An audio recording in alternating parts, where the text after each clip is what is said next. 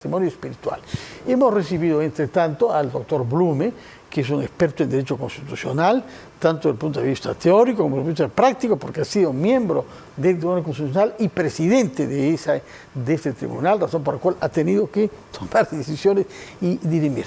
Y nos va a ayudar respecto del debate que va a haber pronto en el Congreso sobre el concepto de terrorismo urbano. Doctor Blume, muy buenas noches, gracias por estar una vez más en RPP. Buenas noches, gracias por la invitación, siempre es grato estar en su programa. Muchas gracias, muy amable. Quisiera comenzar preguntándole algo sobre procedimiento, porque he leído en estos días una sentencia del Tribunal Constitucional emitida el año 2001, bajo presidencia de su ilustre predecesor, porque usted ha sido presidente, y Aguirre Roca lo era en ese momento, restablecido en sus funciones, después de la destitución que conocemos, a causa de la llamada interpretación auténtica.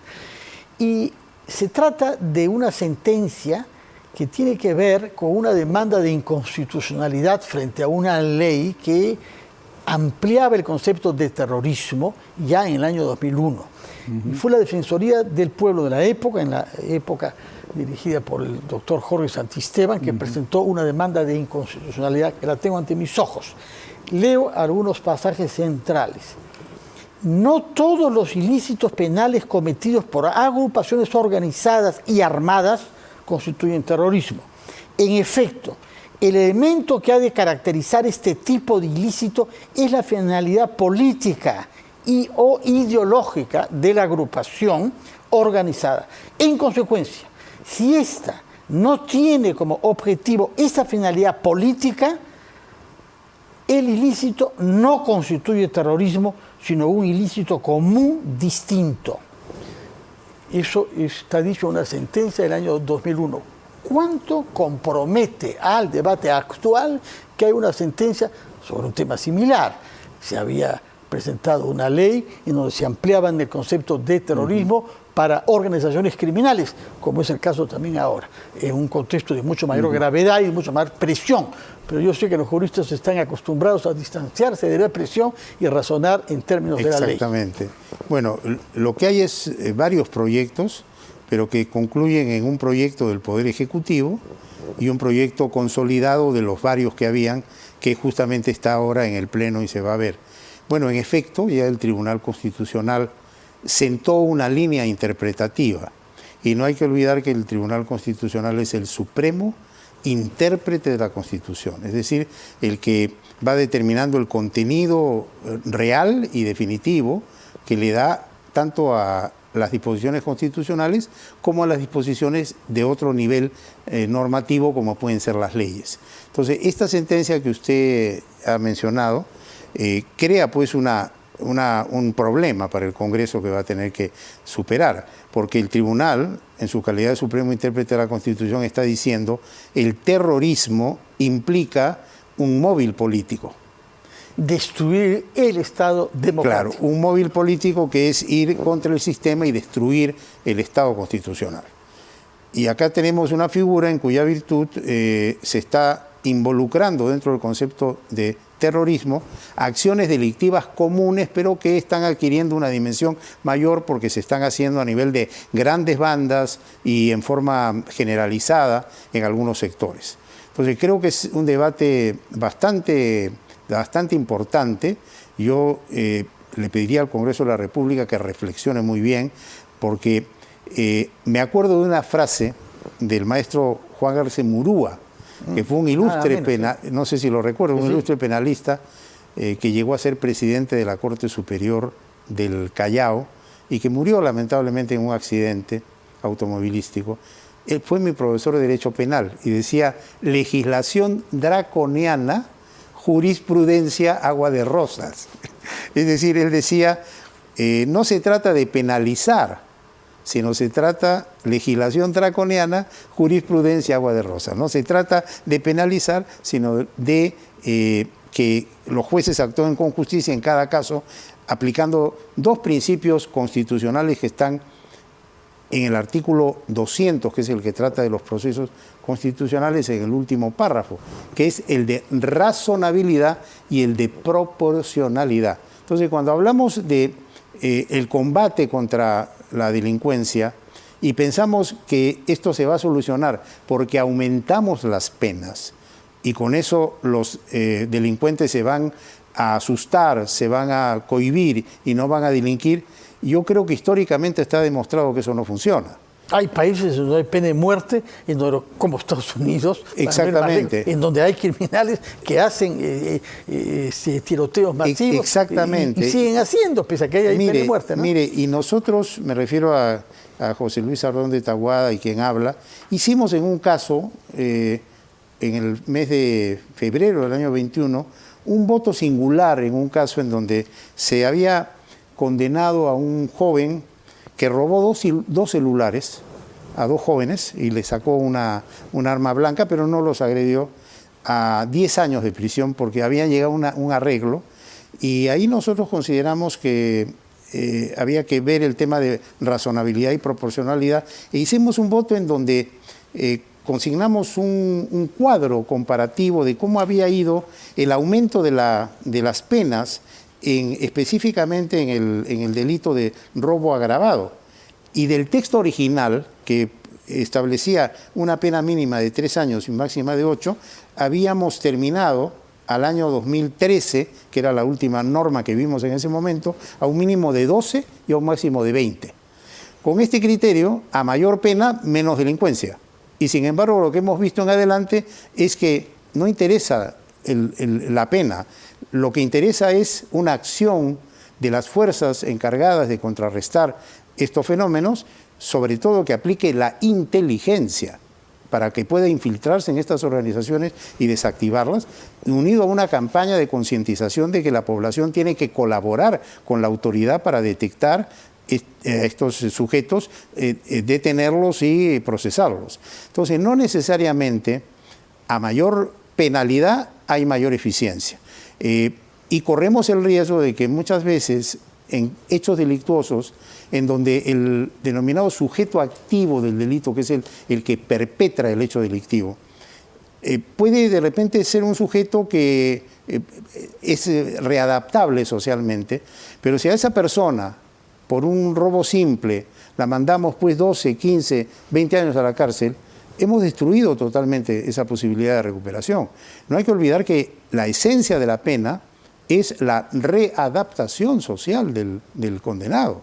Entonces hay que tener cuidado. Yo diría mayor reflexión. En los casos en que haya condenas por cadena perpetua. Así es. En donde se considera que no se puede rehabilitar. O delitos ya sumamente graves, pero yo tengo cierto reparo en esto de que todo sea pues terrorismo y meter la figura del terrorismo en el caso urbano, pensando en el futuro, ¿no? Porque a veces estas normas que quedan sueltas ahí y viene alguien en el gobierno con un carácter muy autocrático y es capaz de cualquier cosa. O sea, estamos dejando herramientas para que en un futuro puedan haber excesos lesivos a los derechos fundamentales. Muy entonces, interesante ponderación sobre el estudio que hicieron en ese pronunciamiento como miembros del Tribunal Constitucional, el doctor Sardón y usted, ¿no? Sí, mire, y además hicimos un análisis comparado con la legislación extranjera. Y, por ejemplo, en robo agravado, en el delito de efectivamente robo agravado, teníamos Argentina, 5 años, Bolivia, 4 años, Brasil, 4 años, Chile, 5 años, Colombia, 6 años, Ecuador, 5 años. ¿Y nosotros íbamos a tener? Y acá nosotros estamos entre 12 años y 20 años. Bastante. Entonces, no más siempre. Del doble, más del doble. El más severo de los otros. Y además hay una serie de incongruencias, porque hay casos en los cuales, por un delito simple, la pena resulta mayor que un delito de homicidio, por ejemplo. Imagínense. ¿Pero cómo puede ser eso posible? Porque es que hay una falta de coherencia en la legislación actual. Hay una serie de... Esto lo pusimos en el voto y creo que se lo debo dejar para que usted con todo gusto lo voy a leer con interés porque hay abundante información criminológica. Es un anexo del voto que emitieron ustedes. O sea, nosotros perdimos en ese proceso, se declaró improcedente la demanda. Pero los dos hicimos un voto singular porque se declare fundada la demanda. porque la pena era para nosotros exagerada, y ahí hacemos todo este análisis comparativo que termina demostrando que no se había respetado ni la proporcionalidad ni la razonabilidad. Ahora, si lo he comprendido bien, no puede estar de acuerdo usted con lo que ha declarado el primer ministro y el señor Adel Hassen el día de ayer, que ha dicho literalmente, la ley por sí misma no tiene ningún sentido, pero vale per se por su carácter persuasivo. Quizá quiso decir disuasivo, convenga. Bueno, es un criterio muy respetable, ¿no? De que una ley draconiana persuade, pero con todo respeto, yo creo que la historia de los últimos años en el Perú demuestra que la severidad normativa y penalizadora no va de la mano con la persuasión. Al contrario, muchas veces los sujetos activos del delito toman eso como un incentivo para, y la decisión es todavía más, o sea, cuando entran en el hecho delictuoso saben que se la juegan y son más feroces y más peligrosos que antes. Entonces hay que manejar con prudencia eso. Máxime, tanto más que el Perú es signatario de convenciones internacionales sobre el terrorismo, en donde se adaptan definiciones de aplicación a los países que firman estos convenios. Si nosotros de pronto desbordamos el campo semático del concepto de terrorismo hacia la criminalidad común, vamos a entrar en conflicto con nuestra palabra dada en convenios internacionales. No, y yo creo que en realidad estamos continuando en un camino que a mí me preocupa mucho, y yo lo tengo eso señalado en un artículo que he escrito en un colectivo internacional, en donde hablo de la corrupción en el Perú y la forma de enfrentarla en clave constitucional. ¿Cuándo se publicó ese artículo? Eso se ha publicado hace 2 años. Bueno, si nos lo manda, lo vamos a leer. Por la Universidad Autónoma de México. De acuerdo. ¿Ya? ¿Y qué es lo que ocurre? Que hay un fenómeno pues de sobreregulación en el ámbito penal y de hiperregulación, entonces, y de criminalización de muchas conductas. Entonces, en eso hay que tener cuidado, porque si no ya nos vamos aproximando pues a los regímenes ingratos de la Segunda Guerra Mundial y sobre todo del nacionalsocialismo. Si vamos a darle a la autoridad tal cúmulo de posibilidades para que ante un exceso pues sea capaz de violar derechos, permítame muy complicado. Regresar al Congreso, donde vamos a ver qué novedad se presenta. Es una novedad que me parece que va en el sentido de lo que usted nos ha venido explicando. Jacqueline, por favor, ¿qué novedades hay en el Congreso? ¿Cómo se presenta el debate sobre este proyecto de ley? Así es, Fernando, directo en directo. En estos momentos se están sometiendo a votación 14 proyectos sobre el delito de terrorismo urbano, de los 17 proyectos que había presentado justamente las diversas bancadas. Y en estos momentos el presidente de la Comisión de Justicia del Congreso, Isaac Amita Alanoca, ha presentado un texto sustitutorio en donde sostiene que cambia el término de terrorismo urbano por criminalidad sistemática. Esto tras una reunión que sostuvieron ayer miembros de la Comisión de Justicia, especialistas y también del propio Ejecutivo. Escuchemos lo que viene indicando. La lucha contra el crimen organizado. A través de esta legislación protegemos los derechos fundamentales de los ciudadanos, garantizando que toda acción del Estado esté equilibrada con el respeto a las libertades individuales. Esto permitirá crear un entorno seguro y estable, esencial para que las inversiones y el desarrollo económico florezcan, ya que sin seguridad no puede haber prosperidad. Es por ello que el dictamen de criminalidad sistemática no es un fenómeno aislado, es un enemigo insidioso que debemos enfrentar de manera decidida. Nuestra propuesta recoge las experiencias de otros países que han enfrentado y derrotado este flagelo. Desde la ley patriótica en Estados Unidos hasta las legislaciones de España, Francia y Ecuador, no estamos improvisando, estamos tomando lo mejor de las experiencias internacionales para adaptarlo a nuestra realidad.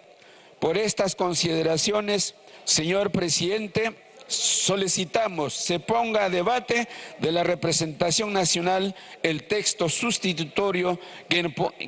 Son palabras del presidente de la Comisión de Justicia, Isaac Amita, que ha ya reiterado este cambio de terminología en el caso de criminalidad sistemática cuando se refiere al término de debatir el tema de terrorismo urbano. Por lo tanto, vamos a continuar aquí ante cualquier eventualidad que pueda suceder en este debate que se viene desarrollando aquí en el Pleno del Congreso. Directo, RPP. Bueno, Jacqueline, nos has dado una información importante. Por lo que nos dices, se ha presentado un texto sustitutorio que retira el concepto de terrorismo urbano, en el sentido que lo había venido preconizando el doctor Blume aquí presente, y en el sentido en que numerosos penalistas y constitucionalistas lo habían dicho también antes que se tome esa decisión. Y en vez de hablar sobre terrorismo urbano, en realidad el concepto viene del Ecuador. Sabemos muy bien que el presidente Noboa lo ha utilizado en una situación de impacto nacional por los hechos que sucedieron, como sabemos, hace unos meses, de manera que no hubo mayor debate, pero no tenemos por qué adoptar los conceptos que se usan en otro país. Dios nos libre. Doctor Blume, ¿cómo reacciona usted ante esta noticia, el reemplazo de terrorismo urbano por crimen sistemático? Bueno, me parece razonable. Creo que se van imponiendo posiciones reflexivas y que tienen en cuenta ya lo que ha dicho el Tribunal Constitucional antes, y me parece bien. Yo creo que evidentemente, frente a esta ola delincuencial que nos está en cierta medida desbordando, hay que tomar medidas, eso es cierto, hay que tomar medidas legislativas inclusive, y creo que esta figura atenúa la posición que hemos estado debatiendo y que nos preocupaba tanto, ¿no? Ahora, no solamente es una cuestión de normas, es una cuestión de estrategia de combate a la delincuencia, en donde tiene que utilizarse, desde mi punto de vista, a fondo todos los operativos que brinda la inteligencia nacional, en el sentido policial y en el sentido de las Fuerzas Armadas. Yo diría, todos estos expertos que hay en inteligencia, que están en las Fuerzas Armadas, y que tienen como razón de ser hacer inteligencia frente a un eventual enemigo, de repente podríamos distraerlos un poco para que vean el tema interno, porque también estamos en juego como país y como Estado constitucional si hay este nivel de inseguridad. Entonces es un problema nacional muy grande, en donde las Fuerzas Armadas, aparte de la Policía Nacional, debe estar comprometida. Sin duda. Y yo creo que ahí hay que sumar esfuerzos. A propósito de la Fuerza Armada y la Policía Nacional, el primer ministro Gustavo Adriancén mencionó también otro tema, que me dirá usted si tiene relevancia constitucional o no, que es legislar para que los policías y militares que sean cuestionados y procesados por el uso de sus armas de fuego, supuestamente de una manera indebida, pero en fin, el uso en el ejercicio de sus funciones, lamentablemente hemos visto casos, esas cosas pueden pasar, no sean juzgados por la justicia ordinaria, sino por tribunales militares y policiales. Tenemos ya experiencia con eso también. Durante los años 90 hubo que rehacer todos los juicios que se habían hecho ante tribunales militares y policiales. Pero desde el punto de vista constitucional, esto se precisa en este proyecto bajo estado de emergencia, cuando hay estado de emergencia, como es el caso ahora en algunos distritos de nuestro país, ¿no? Mire, el país ha tenido antes en sus manos, a través de la justicia militar, el tema de también el control de las actividades de sus efectivos frente a los civiles en ejercicio de su función. O sea, si un policía se excedía, eso iba a la justicia militar. Luego se cambió y dijo, no, queda en la justicia militar solo los actos propios de función al interior de las Fuerzas Armadas y de la Policía Nacional. No contra civiles. No contra civiles. Si es contra civiles, fuero ordinario. Y ahora un poco estaríamos girando para el estado de emergencia que habilitaría una intervención del fuero militar. Es una alternativa, no lo niego, hay que debatirlo, hay que estudiarlo.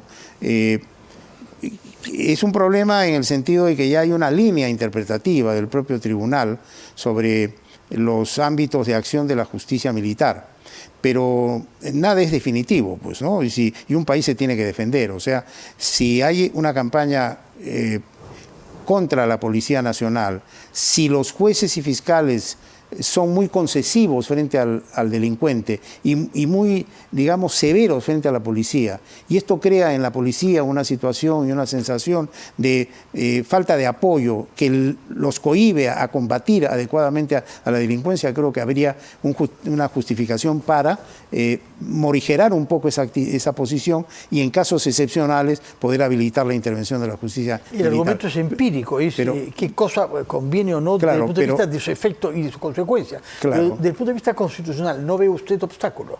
Y yo diría que en la medida en que sea una situación excepcional por emergencia, no vería tanto obstáculo. De acuerdo. Quiero precisarle que al instante ha intervenido la congresista Marta Moyano, que conocerán sin duda, sí, claro, que ha sostenido su oposición a que se retire el concepto de terrorismo urbano y se le reemplace como pretendía el texto sustitutorio. Vamos a ver cuánta influencia tiene y hasta cuándo llega esa posición. Seguramente habrán otros que respalden a Marta Moyano, que como usted sabe es una de las históricas de los años 90 del fujimorismo. Sí, además sufrió pues las consecuencias de la hermana. Sí. Sin duda todo el mundo somos conscientes de esa tragedia. Pero vamos a ver cómo evoluciona. La victoria no está asegurada ni para un campo ni para otro, tanto más que esto puede demorar. Nos ha dado su punto de vista sobre uno de los incisos de esa ley que tiene que ver con el fuero militar policial para ser aplicado a policías o militares a los que se reprocha haber hecho un uso indebido de sus armas bajo estado de emergencia solamente. Quisiera pasar a otro tema que tiene que ver con el Tribunal Constitucional. Encantado. Y que es la voluntad de algunos congresistas de reducir el número de votos para poder adoptar una resolución en el caso preciso de conflictos competenciales, demandas competenciales, es decir, no procesos de inconstitucionalidad, sino procesos por los cuales un poder del Estado presenta una demanda contra otro. Usted sabe que hay en curso una demanda competencial formulada por el Congreso contra el Poder Judicial a propósito de dos miembros de la Junta Nacional de Justicia.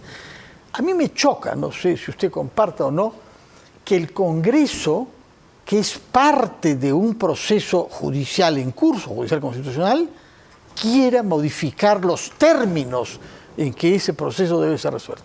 Eso me tenía chocado hasta el día de ayer. Pero hoy se ha publicado un comunicado del Tribunal Constitucional en el que se da cuenta de las decisiones tomadas, es decir, los votos adoptados en 30 causas diferentes. La mayor parte de las cuales tienen poca relevancia, pero hay una que nos importa, que es precisamente la demanda competencial. Dicen que ya han votado, de manera que si se modifica bajando el mínimo de 5 a 4, ya no los afectaría, porque hay un voto. Lo que me sorprende de este anuncio hecho hoy es que en el señor Aldo Vázquez, que es una de las dos personas respuestas que ha dado lugar a la demanda competencial, ha sido convocado para todavía más adelante. ¿Cómo si hay voto? ¿Para qué están convocando a alguien que debe pronunciarse sobre el tema? Explíqueme cómo es posible que ya haya una causa cerrada y que sin embargo hayan procedimientos pendientes de esa causa.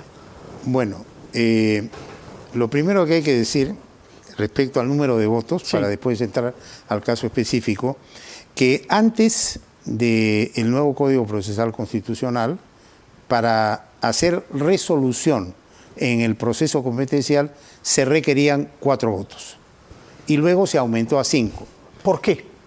Porque se consideró que era más firme, más sólida la posición, ya que reunía a una mayoría, llamémosle así. Yo siempre he sido partidario de los 4 votos, desde antes. Y cuando han habido debates en el Pleno, yo he insistido en esa posición en el proceso competencial, no en el de inconstitucionalidad, que sí requiere 5 votos y que siempre requirió 5 votos. Hay que tener en cuenta además que el quórum del tribunal, o el quórum del Pleno del tribunal, de 7 magistrados es de 5, y que hay resolución en casos que no se requiera una mayoría calificada, con una mayoría de esos 5. Es decir, con 3 votos hay resolución. Entonces no es que se cae el mundo porque volvemos a los 4 votos. Es más, por ejemplo, este tema de la disolución fáctica se logró con 4 votos, y los votos en contra de Sardón, Ferrero y yo. Entonces no es una novedad. Creo que dado el nivel de conflicto competencial que hay en nuestro país, quizás es mejor volver a los 4 votos para ser más operativo. Eso en general. En general. Pero la pregunta tiene que ver, modificar las reglas de un procedimiento cuando hay un procedimiento en curso a solicitud de una de las partes. Bueno, pero el Congreso tiene que distinguir entre el cumplimiento de sus funciones, que es legislar, revisar la legislación, mejorar la legislación, y su actuación frente a otro poder del Estado. Entonces son 2 cosas distintas, porque con el criterio de que si hay algo en discusión en el Poder Judicial, el Congreso está impedido de debatir, tampoco llegamos pues al punto en que si hay algún problema hay, no puede entrar a tallar, y podría prestarse a una posición extrema en que alguien demanda al Congreso y le crea un conflicto para que no entre a legislar. Pero puede precisarse que si se aprobase esta ley no tiene vigencia para los próximos recursos y se resuelve el problema. Pero teóricamente pues el hecho de que haya un conflicto competencial no significa que el Congreso queda paralizado en el ejercicio de su función. No, por cierto, pero lo que sí choca es que una vez más un justiciable termine por condicionando los términos en que la justicia va a decidir sobre él. En el proceso competencial, pues lo que se está debatiendo es el ejercicio de las competencias. Ahí el juez constitucional o el Tribunal Constitucional no es un juez que resuelve conflictos puntuales entre 2 partes, sino está determinando cómo asignar competencias de los órganos constitucionales. Usted reconocerá que el tema de la Junta Nacional ha dado lugar a una gran hostilidad. Pero mire también lo que ha hecho el Poder Judicial para desacatar las decisiones del Congreso de la República, y eso no está bien. Cuando ya el Tribunal Constitucional había dicho... sobre crimen organizado y sobre la Convención de Palermo. El Tribunal había dicho... Le había dicho al Poder Judicial, no se meta usted en temas propios del Congreso y no tiene usted competencia para declarar fundados amparos cuando se trata del ejercicio de atribuciones propias, exclusivas e incluyentes del Congreso. De acuerdo. El tiempo nos vence y yo quisiera que nos diga una palabra sobre este tema extraño. Ya votaron sobre el tema, es decir, si la ley se aplica ya no va a interferir en el procedimiento en curso, pero sin embargo hay algunas diligencias pendientes, como escuchar al señor Aldo Vázquez. Mire, lo que yo interpreto fueron objeto de votación, dice el comunicado. No se hace de conocimiento público que en las sesiones de pleno de los días tal y tal fueron objeto de votación tal. Ahora, ¿qué pasa en la parte operativa? Se puede votar una causa, pero todavía no formalizar esa votación porque hay que preparar los votos, etcétera.